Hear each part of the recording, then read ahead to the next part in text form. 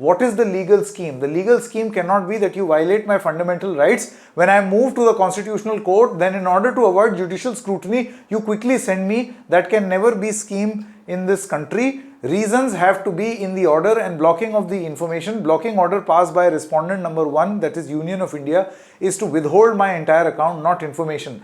This is totally illegal, arbitrary order to ask me now, after you have blocked my account, not URL, on 19th March, you say now that you come to the review committee. Grover submitted adding that the petitioner's account be reopened.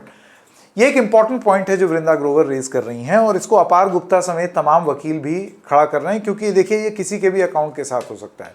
सरकार यहां पर आपसे directly संवाद नहीं कर रही, आपने tweet किया, आपने कोई इंफॉर्मेशन की।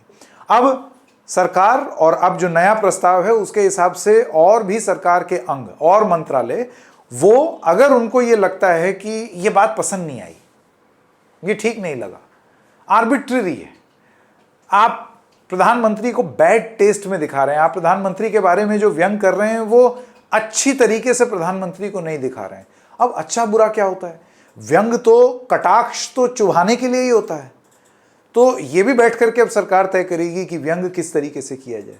फिर तो आप व्यंग नियंत्रण बोर्ड बना दीजिए, या फिर अगर आपका मकसद व्यंग मुक्त भारत है तो देखिए कोर्ट ने तो वो उसको खारिज कर दिया। व्यंग मुक्त भारत तो बनेगा नहीं, लोग तो व्यंग करेंगे। व्यंग हमारे इस देश की संस्कृति में है, आप जहां भी जाएंगे आपको लोग व्यंग करते हुए दिखेंगे, वो तो आप रोक नहीं पाएंगे।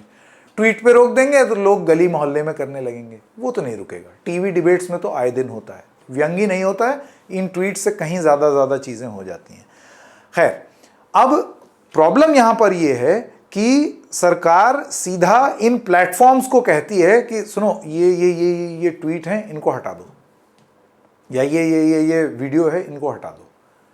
यानी कि जिसने वो वीडियो जनरेट किया है उससे तो सरकार बात ही नहीं कर रही, वो तो सीधा प्लेटफॉर्म से बात कर रही है, और प्लेटफॉर्म को धमकी दे दी कि देख लो तुम प्लेटफॉर्म हो, अगर तुम आनाकानी करोगे तो फिर तुमको जो इंटरमीडियरी का हक दिया हुआ है, जैसे कि हमने पहले भी आपको बताया, इंटरमीडियरी का मतलब ये होता है कि भाई मैं एक मंच हूं, मेरे मंच पर आकर के लोग कुछ कुछ बोल रहे हैं, अब कुछ बोल रहे हैं तो बतौर मंच मैं जिम्मेदार नहीं ठहर सकता।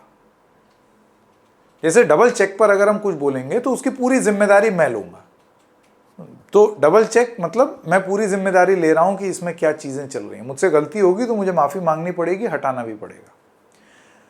एक्स और इन सब प्लेटफॉर्म्स के केस में इनको यहां पर रियायत मिलती है, और रियायत इस तरीके से मिलती है कि ठीक है हम आपके खिलाफ एक्शन नहीं लेंगे,